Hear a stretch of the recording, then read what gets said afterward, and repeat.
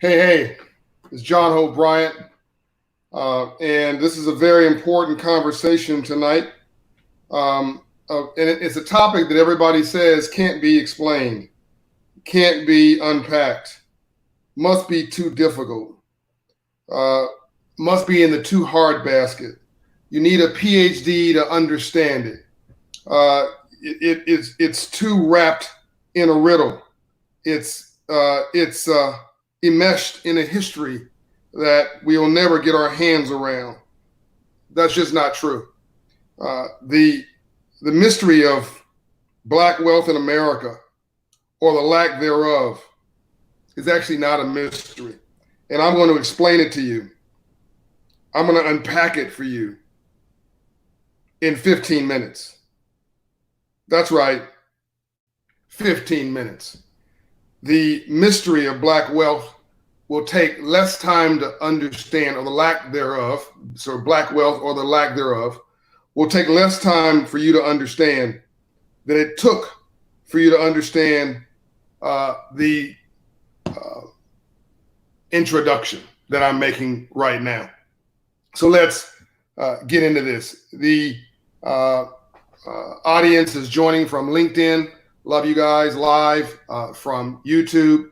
Love you guys from Facebook and all the various pages on Facebook, from Twitter, Instagram. 1.8 million followers total. Thank you all for supporting the civil rights movement. Civil rights was waged and won in the streets, and civil rights will be waged and won in the suites. Civil rights is about protecting yourself from bad actors, and civil rights is about strengthening yourself should those bad actors get through to you, so that you can do for oneself. It's self-actualization.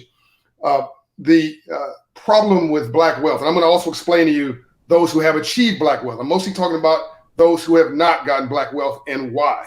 But in an environment of COVID-19 and in an environment in the backdrop of George Floyd's senseless murder in Minneapolis, this is even more relevant in the national civil unrest happening across this country. I'm John Hope Bryant, an entrepreneur, founder of Operation Hope, the largest nonprofit financial inclusion organization in America. Okay, now that was 3 minutes, okay, of my 15 minutes. So you want to give me 3 bonus minutes at the end of this?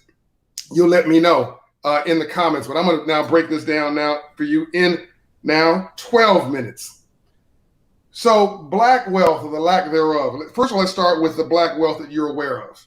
The black wealth you're aware of is mostly in things like professional sports, football, basketball, baseball to a lesser degree, soccer in other parts of the world, which is called football every place but the United States. Even tennis and F1 racing and things like that are considered to be places where African Americans have excelled. But that's because the rules are published and the playing field is level.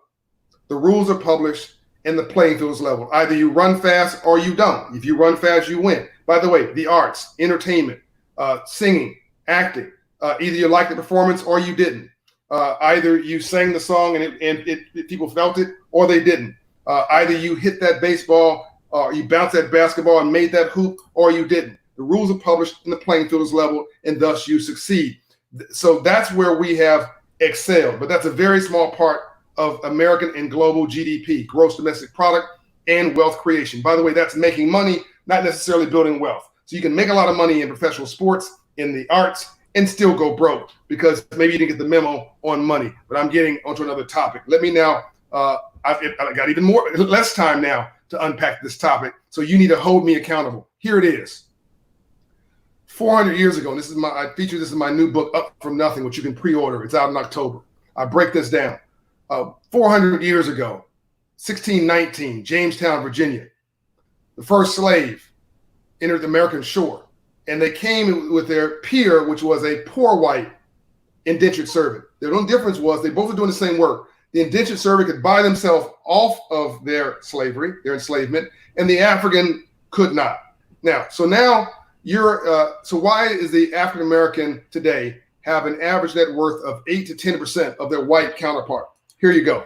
So you're an African from the African diaspora. You're brought here because you're an agricultural genius, not because you're a dummy. You're brought here because you are an agricultural genius on the African continent. You understand soil better than anybody else, and you prove you can work under any conditions, and you're smart about it. So they brought you to the soil, not in Europe, because you couldn't grow those crops in Europe. They brought you to the southern states because that was where the crops were most, where these crops grew the best. One of which, of course, is with the crop we know of cotton. Okay, so you're now working in these fields. What's the epitome of everybody watching these broadcasts? You work hard. This is American creed. You work hard. You play by the rules. You do it legally or whatever by your own. I said whatever because there are illegal ways to make money by your own hand, and you get the fruit of your labor. We're agreement on all that? Yes or no? Fruit of your own labor. That's not black wealth, white wealth, or Asian wealth, Indian wealth. That's just wealth. Latino wealth. Okay. Here's the deal. You work really hard, 16 hours a day on that plantation. And the guy in the big house, his house got bigger. It's called a reverse transfer of wealth. No emotion here, no guilt trip. This is just, I love math because it doesn't have an opinion, right? It's not emotional. This is about capitalism. This is about bad capitalism and about bad, horrible wealth creation on one side of the balance sheet.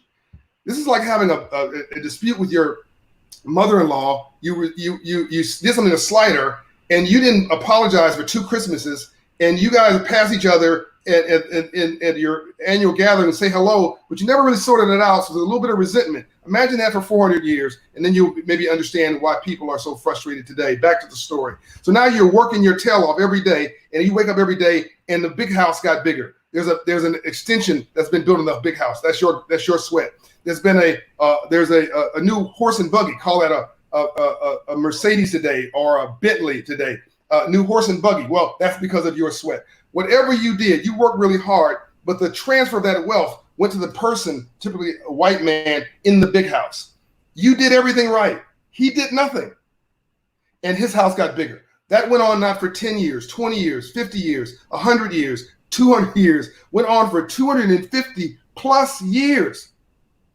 And then you had a year of chattel slavery, which is commercial servitude, through the prison system. So if you were caught out late at night after 6 p.m. into the wrong town, said, "Up, you're illegal." You go to jail to do what? Work on what? Where? The prison, the plantation that you just thought you just escaped from. It was a plantation for another name. But the wealth creation was transferred. Now, you were not allowed to have an education. You were not allowed to have a family. Your family was dispersed. Your confidence, your self-esteem was destroyed, so you wouldn't fight back. So all the things that make Americans, a success, were really taken from you. Again, not emotional here. I just want you to understand. You get to 1865, the freedmen's. By the way, where the word millionaire come from? 1850 in New York City. That's right, a northern state, a northern city. Why? Because the financiers in New York City were financing white gold, not white people, cotton. White gold is what it was called. What was the richest city in America or in the world per capita in 1850? All this is my book, my new book, Up From Nothing. Natchez, Mississippi. That's right. The richest city in the world per capita was a little town that's probably one of the poorest in the world today, certainly the poorest in America, Natchez, Mississippi. The slave port capital for the United States of America for those picking and refining cotton.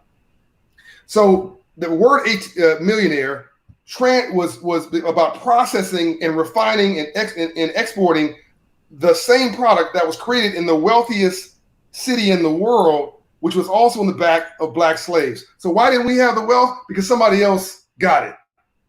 You fast forward to 1865, after the Civil War. Abraham Lincoln creates a bank. I'm the only American citizen to help to change the name of a building on the White House campus with the help of Operation Hope's mission, which I founded, and I'm honored to be part of this. My whole team gets credit for this. Janae Roscoe, Mary Asham, Rachel Dobb, Lance Triggs, Rod McGrew, Elaine Hungenberg, Brian Betts. Sorry, naming names, I'll get in trouble. But all of the heroes and sheroes on our senior management team, please forgive me for leaving names out. But the legacy folks who've been with me forever, you guys are all part of renaming the building on the White House campus to the Freedmen's Bank from the U.S. Treasury Annex building, because the bank was located across the street from the White House, so Lincoln could see it. Every night he came home and looked out the window, could see the candles burning on his most important social experiment. That bank was created by a black pastor in New York City, domiciled by Congress as a bank, and made part of Lincoln's vision for a true emancipation and freedom after the Civil War. We don't have time for this story today, but if you like what I'm telling you, I'll also break down 40 Acres and a Mule, because Field Action 15 came in January of 1865. That was 40 acres. We worked that land so hard because we were industrious. We weren't lazy. We were hardworking and industrious. Can't be lazy and be worth more than railroads in 1830, 1840, which is what black slaves were worth. We were worth $4 billion. Railroads were worth $2 billion. Again, reverse wealth transfer. So we worked so hard. They said, my God, they're so industrious, give them a mule. The next month came the bank, the Freedmen's Bank. So land, machinery, mule, bank to domicile the savings, and also to teach freed slaves about money and financial literacy. That's why I think financial literacy is a civil rights issue of this day. Are you with me so far? Are you understanding this? Lincoln gets killed the month after he founds the bank. That's right, gets killed. Who tries to run the bank? You know him to be an abolitionist. His name was Frederick Douglass, who owned $6 million worth of real estate in Baltimore, Maryland. Okay, so this was a businessman who rented real estate out to working class blacks in Baltimore, gave them the financial freedom to be a freedom fighter. By the way, just so coincidentally, I own a bunch of real estate through another company having nothing to do with Operation Hope that gave me the financial freedom, the Promise Homes Company, renting real estate out to working class and middle class people of color mostly, so that I have the freedom to do this philanthropic work. Complete coincidence, but that's the power of wealth creation. It gives you freedom and self-determination. Back to the story. So Lincoln gets killed. The bank gets pimped basically because it does not have a sponsor. The president after Frederick Lincoln was a jerk, and basically stopped what we now call as Reconstruction in late 1870s. The 18,000 home families that got 40 acres, not 4 million slaves, 18,000. It was a pilot program. Again, we'll get into this if you want me to later. Tell me in the comments you want me to go into it. I'll do a video on that. Most of that land was reversed because after Lincoln was killed, the Confederate soldiers went back in and turned into Rough Riders, the Klan, on horseback, because Lincoln gave most soldiers from the Confederate Army a pardon. They got their weapon and their horse to go back home and make a living. Unfortunately, many of them became cops in the South. We don't have time for this story, but it connects so much to today. They became law enforcement, and that went on to the civil rights movement in the 50s and the 60s, where you had officers with badges who really were Ku Klux Klansmen. It was a long tradition of the Confederates becoming badge holders. They ran those folks off their land. All right, and that goes on. Then now you hear about the Black Wall Street that was burned down. All that's connected. Now, you fast forward to 1968. This is the 20th century now. I started this in 1619, this story. And I'm almost out of time. So you tell me whether I can go over 2 or 3 bonus minutes here. So you now are in 1968, all right? And a preacher, not a banker, not a capitalist, not a businessman, not a financier, not a professional ball player, not a professional football player, not a rapper, by the way, all the rappers and professional athletes who became billionaires didn't do it because of sports. They transitioned to corporate and business. That's where their B came from, billion. So everybody has to understand business. But what happened with black, those who were formerly enslaved? We were denied this lesson. Denied the memo on free enterprise capitalism. That's my last book, The Memo, Ownership, Economics, and Opportunity.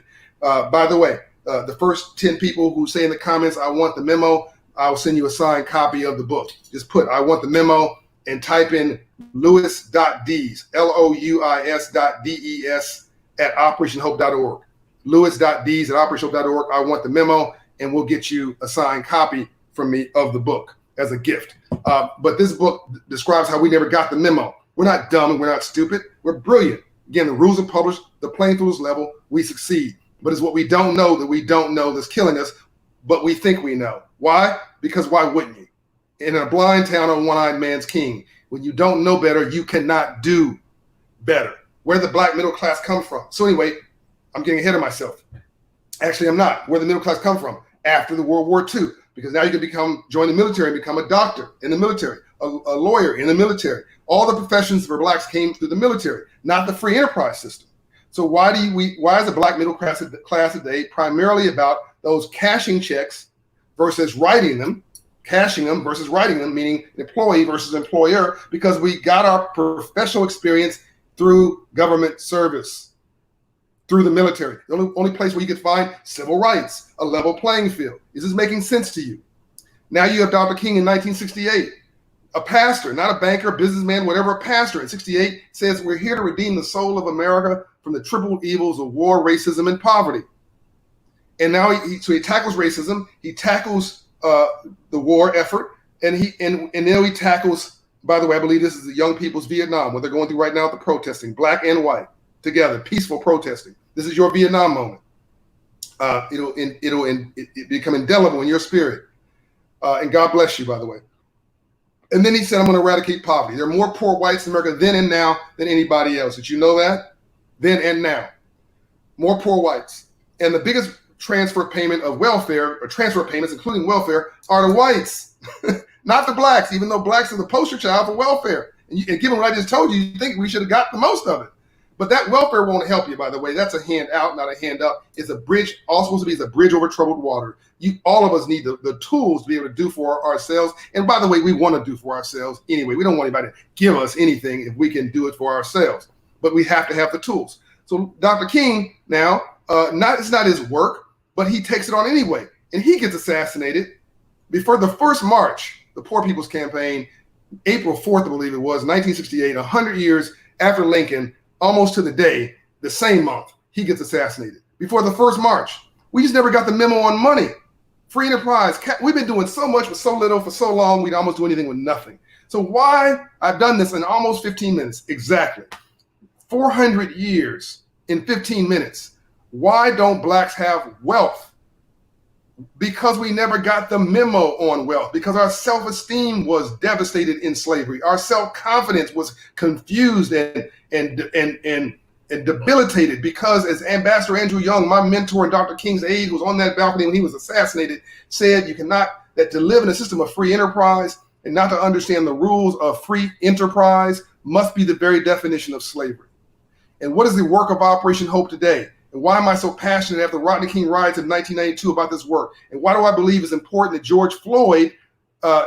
know that George Floyd died in a 500 credit score neighborhood with the police, a 500 credit score neighborhood, because that stuff doesn't happen in a 750 credit score neighborhood with a Jewish man of means, not because there's not anti-Semitism thoughts, that officers may not be anti-Semitic. Most officers are good officers, by the way. But it's not that officer is not racist against Jews. It's because that officer knows that that Jewish person in that neighborhood probably has resources and has a number to the mayor and and votes and has resource and does not want to lose their job or their net worth, and so they don't mess with that person. Not that they don't discriminate. They take a calculation in their head that that's just not smart. So they police in wealthy neighborhoods and they oversee in poor neighborhoods. Not poor black neighborhoods, poor neighborhoods, but mostly, again, these neighborhoods are black and brown because we never got the memo, which means we don't vote, we don't own a home, we're not a taxpayer, we don't own small businesses. You're starting to get it. We don't create jobs. And so, folks, that's a whole nother video. But I'm trying to help you understand how we got here, that racism is real. You can still be wealthy and get jacked up. I'm not saying you can't. I respond differently when I get pulled over by the police. I stop being John O'Brien and start being an African-American male and responding with the kind of things that make sure that I get home to my family at night. So I understand how you got to shift your mentality, but you increase your chances of not only surviving, but thriving and winning when you get the memo that I'm talking about. Get this, the black communities that we're talking about, 100% of these murders, by the way, have been in poor black neighborhoods, right? And most homicide rates and poverty rates and drug rates and one-parent households and high school education versus college education and low levels of small business, and all these are 500 credit score neighborhoods, nationwide, black and white. And then you have a check casher next to a payday loan lender, next to a rent-to-own store, next to a title lender, next to a liquor store, next to a pawn shop. You see what I'm saying? There are more payday lenders and check cashers in Mississippi than Starbucks and McDonald's and the whole nation combined. This is the oppressive nature of poverty and those who prey on it. So I've gone over my 15 minutes. I hope you allow me. I want to provide some context. And Operation Hope is moving folks 50 credit score, 54 points in 6 months. Not about your credit score, by the way. It's about self-esteem. It's about that comes with an increased credit score. It's about optionality. It's about your empowerment. It's about your hope, your faith in the system. It's about being able to go. You cannot get a small business loan at less than 700 credit score. So I don't care how many dreams you have to have the right credit score because it's risky credit. You can't get a good mortgage under 650 credit score. So you see what I'm saying? When half of Black Americans' credit score is below 620, which is what it is today, before COVID-19, you're locked out of the free enterprise system. You never got the memo on money. You don't have the asset base because somebody transferred your own wealth. You don't have the connections. You hang around 9 broke people, you'll be the 10th. You see what I'm saying? You can be wealthy and white. I'm sorry, the child of somebody who's wealthy and white, and you could be a mediocre education and mediocre intelligence and mediocre work ethic and still succeed more than the most brilliant Black person in the hood because all the decks are stacked in your behalf. You get an internship because your father calls the company he's invested in and say, don't you want to give my son an intern, or he needs an internship? The guy goes, oh, sure, send him over. That's the way that's not a conspiracy against you if you're Black or brown. That's the way the world works. So we need people who have color, who have wealth, to be able to hook their neighborhoods up like everybody else hooks up their neighborhoods. That's why I said that we needed a Black Bill Gates as much as we needed a Black president. Drop the mic. I'm out. This is the Civil Rights Movement. Thanks for listening to me. Let me know your thoughts and your comments. Join the movement. Go download the new Marshall Plan that I wrote for the Milken Institute 2 weeks ago. It is also now in the American Banker. I believe is going in a version of the Wall Street Journal, but you can download it right now. The new Marshall Plan by John Hope Bryant. Join this movement. Follow our channels for Operation Hope. Follow me at John Hope Bryant on all channels. And tell your mayor, your city council people, your Congress people, your county board of supervisors, your state legislators, your Congress, that this movement's coming their way and you want them to support it. Listen, the new movement is about green, people. If you're in the U.S., the color's not white, black, red, brown, and yellow. It's green, and it's time for poor people and Blacks who work so hard in this country, and they're working right now as your secondary sponsors under COVID-19 to keep you safe, keep deliveries coming to your house, keep your shelf stocked. We're doing all the jobs that are at most risk right now, so everybody else can live these distanced lives. They deserve our respect, and they deserve that the ladder be rebuilt for a new generation. They deserve a chance to live out this American creed of free enterprise economics and opportunity for all, and we deserve. We have earned the right through our blessings to be of service to others who didn't and don't have them. I'm out. John Hope Bryant. Love you much. Let me know what you think about tonight's broadcast. 400 years of history in 15 minutes. Yes, I missed a lot of stuff. I had 15 minutes.